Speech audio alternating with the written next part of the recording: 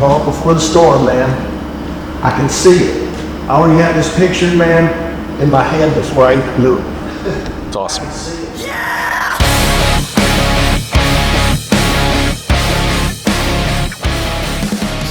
What's up, everybody? TennesseeJo, Joseph Franklin Burchfield, and we're getting ready to send this. Let's do it.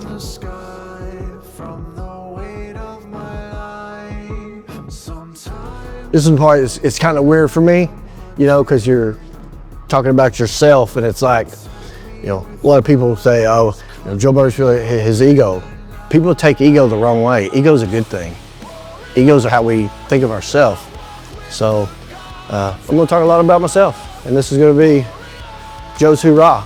You take it for what it is, but man, this is real, and this is fucking uncut. My name is Joseph Franklin Burchfield. I tell people I'm the best version of me today than I've ever been, and tomorrow I'm going to be an even better version, and then carry on. Been through a lot of hard stuff in my life. When I was young, I was hit by a car at 3 years old, and got hit by a army green, dark green Gran Torino. I don't think a 3-year-old kid should probably live through it, but I did. A few short months after that, I got stung by a swarm of yellow jackets, and if anybody knows, yellow jackets keep on stinging. I was 3 years old, and all I had on was a diaper. My mom came around the corner of the house and was swiping the yellow jackets all off of me as best she could. She picked me up, she ran in the house. My dad grabbed a towel, wet it, wrapped me up like a burrito, and if you can imagine, I still had yellow jackets on me in that burrito. They get me to the hospital. There's no way a 3-year-old baby boy in a diaper should have lived through that, and I did. It's funny, I tell people God sent me to a state 1,400 miles away that I didn't know to find a better me, to be a better person, to be a better father, and it's known as the Beehive State. He knew where he was sending me because he knew my love for him, that nothing out there, good, bad, or evil, was going to change or sway the way I believe and how I was brought up. And I saw through a lot of things out there and a lot of things that were going on, and that's for a whole different episode. When I was 7 years old, through about 7 to 12, you know, there were some things going on with me that was happening to me, and I played Little League baseball and football, and my nervous tick out in center field, I would get ready. When the pitcher would get on the mound, I would be like, Jesus, please forgive me for all my sins. Jesus, please forgive me for all my sins. And I had to say it enough times to where it pinged and I could get ready and I could into action. And man, I'll tell you, I was one hell of a baseball player from Little League all the way up through high school. And then when I walked away, I was throwing people out at first base from center field. I was making catches. I was, you know, in football, I'd say just throw it close, just get it close. And I wasn't the biggest and I wasn't the baddest, but by God, I was damn good. And the reason why, because after the game, not only my mom being there every day and my sister helping the little cheerleading squad, Joe, maybe, you know, them lifting me up. I was like Kid Icarus. Them saying, man, you're so good, little Joe. It kept me, those little puffs kept me from drowning, but it was just the right to keep me from bursting into flames. And what I mean by that, as I got older, once something happens in your childhood and it takes away your childhood, your life changes. You see the world from a different standpoint of view, and when you're that young, you don't know how or why in the hell or how to navigate it. So I got into alcohol and drugs and stuff like that, and doing things, you know, sexually that a young boy shouldn't be doing at that age. He should be being a kid, loving baseball cards, doing all that stuff. And I kept doing stuff like that to take my mind off stuff like that I'd been through, and then the things that I were doing.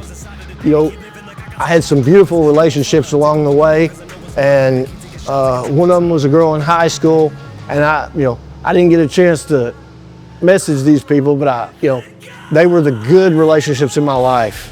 I self-inflicted and railroaded those myself because I didn't know what love was. You know, what was happening to me. I thought that was love. So I was chasing something and going through, I hate to say this, going through females trying to chase something because I wanted to feel love. And during that time point, I felt it, but then as soon as it was over and done, it was gone. And I hated it because I wanted that feeling to last. So I kept chasing it, and I was doing the wrong things. But even that young boy that was praying, I prayed to God through all those times I was doing drugs the wrong way. I always kept talking to God. I always kept turning to God. I said, God, I know there's a bigger purpose for me, and this isn't it. I got to keep going. I got to get up. There were times where I'd done so many drugs, I thought, oh shit, God, this is it. I can feel it, and I don't want to die. I got to keep going. If you'll give me this chance to keep going, don't take my life. I promise you I'm going to stop. And he heard me praying to him, and he kept me going. And I fell down multiple times on this journey. God, I did. And I tell him, man, I'm sorry. Because I lied to you, because I told you I'd quit. I've still not quit yet, but I'm trying to get there. So when I say there's a bad way to do drugs, there's a bad way to do drugs. And I was self-medicating from the atmosphere I was in. So years ago, I told my family, I said, I'm not a drug addict, I'm not an alcoholic, because there's no such thing. We're a product of our environment, and we self-medicate to get us through our trial, our tribulations, the traumas as a kid. And no offense, Gigi, I love you. But she says, Joseph, that's what they all say. You are only what somebody tells you you are. And when you're young, you're easily influenced and you believe that. I never believed that I was a drug addict or an alcoholic, so therefore I am not. I said, I'm leaving. I packed my bags, moved 1,400 miles away to a place I didn't know, and I did just that. I fixed me to be a better person, to be a better father to my daughter, Cooper, because when she was born, I knew right then and there God was smacking me in the back of the head, and I'd come home or be out doing something, man. It got my attention because I could feel him kicking me in the ass like, man, you keep messing up, I'm going to do something to you. So people thought I was crazy when I packed my shit and moved 1,400 miles away. Yep, so be it. Call me crazy, because I'm still alive today and I'm doing what I'm doing. This here, this is my dream. This is my Hail Mary pass to that beautiful 7-year-old little boy that didn't stop, that didn't quit because of what was happening to him. He kept going because he said, I've got people I've got to carry through, I've got to protect, and it grew up into this badass son of a bitch you're seeing right now. This place, this space, this is going to be safe zone, safe house, safe place, because you got me. You can come get a haircut, you can come get a workout in, you can buy some Live Vicious Tribe apparel. The Live Vicious Tribe is about no man, woman, or child ever left behind. You know, doctors, people, government that's feeding off this, they want to feed us this, you know, depression medicine, the opioids and this and that, and it's killing our beautiful men, women, and children. And this shit's got to stop, because there is a better way, and I swear to God. When people say, well, Joe, you're on drugs. Well, yeah, I am. I'm on drugs the right way that helps me keep me like it did back then and out in Salt Lake, from taking a damn, what I call a peacemaker, and sticking it in my mouth and doing bad things that would have devastated my family, it would have devastated my daughter. I said, there's no way I could do that and leave them holding that. So that's why I'm still here. So yeah, there's a bad way and there's a good way. And we all have to find our own way that helps us, takes us to our happy thoughts, our happy memories, and keeps us self-medicated that we can do this on our own. And we don't need people pumping nasty, dirty shit into our bodies that are only destroying us more. So, you know, I found this space when I first got moved in over here in my ass. Yeah, I'm 51 years old, I live with my dad, big shit. I love spending time with my dad, but he said, Joseph, fuck renting a place and spending your money on this, save your money for what you're trying to do. That's a logical, perfectly damn good reason why to live with your father. Plus, I get to spend time with a badass guy. My dad was always my hero. Growing up, all the boys in the neighborhood, we had a beautiful neighborhood.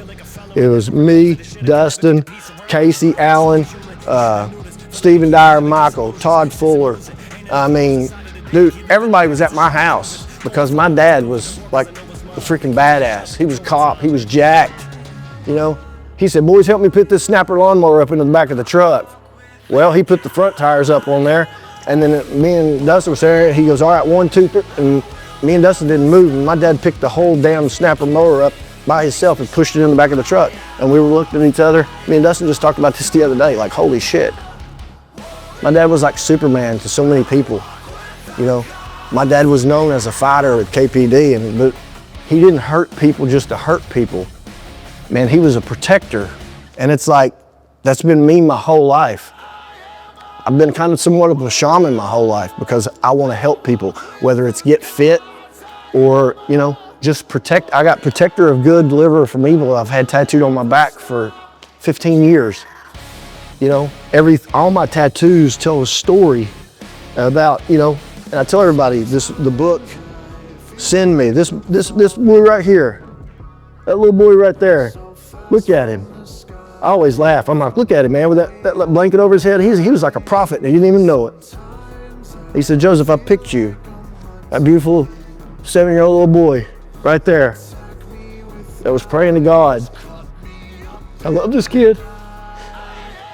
He is me and I am him. He's the badass. And I want kids to know and say, hey, I want to be like Tennessee Joe. A lot of people think he's scary, and yeah, I can be. But I want to be like him, and you know, if he can tell people, I can tell people. And I tell kids, tell somebody. If something's happening to you, tell somebody. And if they don't listen, you come get me. I'll be your voice. This guy right here, I'll be your voice, and I'll take care of you and I'll protect you. And I want everybody to know, if you pass by here, we'll leave the light on, but there'll be a number you can call, and I'm right down the road, and I'll come get you. I've given rides to ex-USMC Marine that got set out on the road by a drug recovery center. I'm not going to state their name. They got him an Uber here, but they didn't give him an Uber back, and I met him at a gas station. And I gave him my phone to call his mom. I got on the phone and said, my name's TennesseeJo, Joseph Franklin Burchfield, and I said, I'm bringing your son home. That was 9:30 at night. I got back home about, I don't know, around 4 a.m. in the morning. I just met this guy. And I'm not gonna say his name, but he's the great-great-grandson of Popcorn Sutton.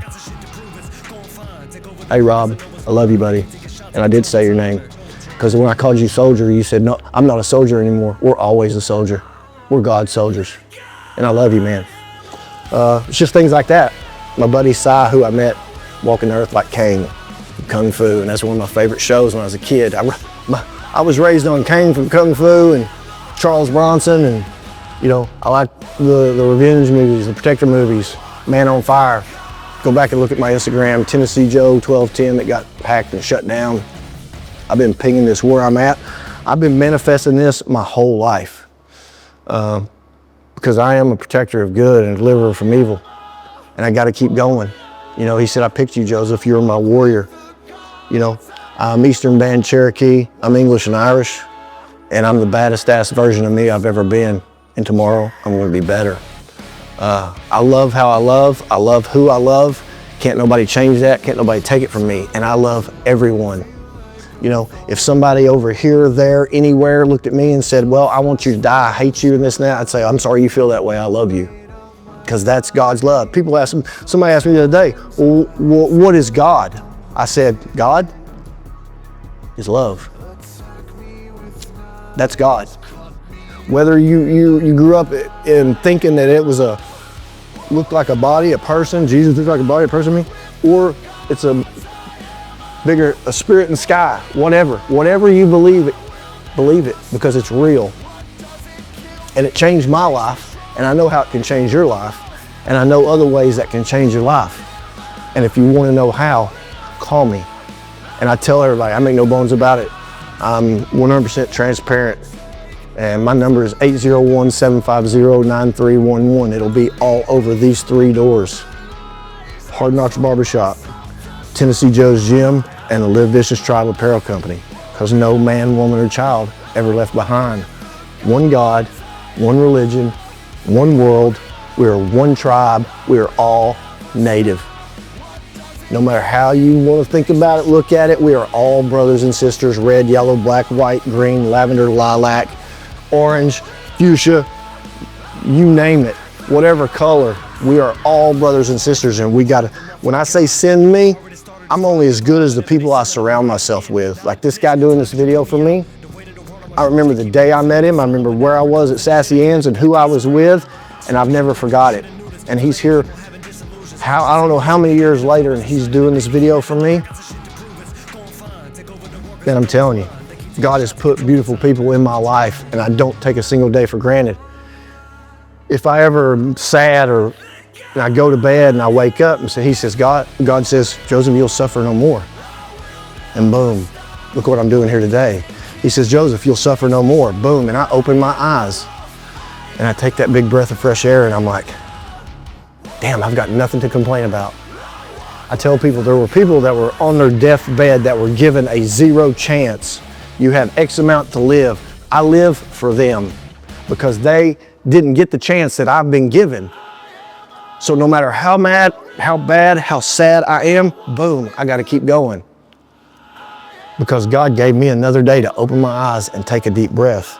And this book here, I always said, all right, all right, all right. I love Matthew McConaughey. He's a beautiful guy because he's real. But I said, he ain't got shit on Tennessee Joe. And the book that my cousin was like, get it together, get it together. Well, the first part of that's in here, and I'm glad I just didn't hand this over because there's some more now that since I've been home that I need to add to this. And it's called Send Me. It's about this 7-year-old little boy, his love for his mama, baseball, and his walk with God. Isaiah 6:8, who shall I send? Who will go from me? This badass right here, I will go. Send me. Send me into the fire, send me everywhere, anywhere you need me to go, and I will protect you. But I need all my beautiful, perfectly perfect people. Some people like to call us broken. Hey, come on, we'll skip to my loo, to the land of the misfit toys. And man, let's all live together and be there for each other. Lock hands with me, lock arms with me, and let's take the world back. I'm Tennessee Joe, and this is my story. Joseph Franklin Burchfield, the best version of myself I've ever been. And I couldn't be this guy without a bunch of people that I love. Jen, Fiddler, down in St. George, I love you because what you did for me, I had no clue what I was doing for you. Dennis Liddell, I had no clue when you sit down in my barber chair that day at barber school and look at us. I love you, man. We're still here. We're still here. Heidi, when you saw the guy come to me at the fence, I didn't know what was going on behind me. And I got back to the Jeep and you just look up at me and you said, who the fuck are you? And you saw it. I didn't make that shit up. And these are real life people. So if you don't believe me, call them, ask them. I couldn't make this shit up if I tried. So if people think God didn't speak to me, okay, whatever. Think what you want. Because I know what happened in my life. And that's all I can do, and that's my story, like I said, and I'm sticking to it. I love all y'all. Can't wait to get this badass, rat-ass place open, and everybody just come, gather, and love. Bring it, send it, let's do this. Love y'all. Peace.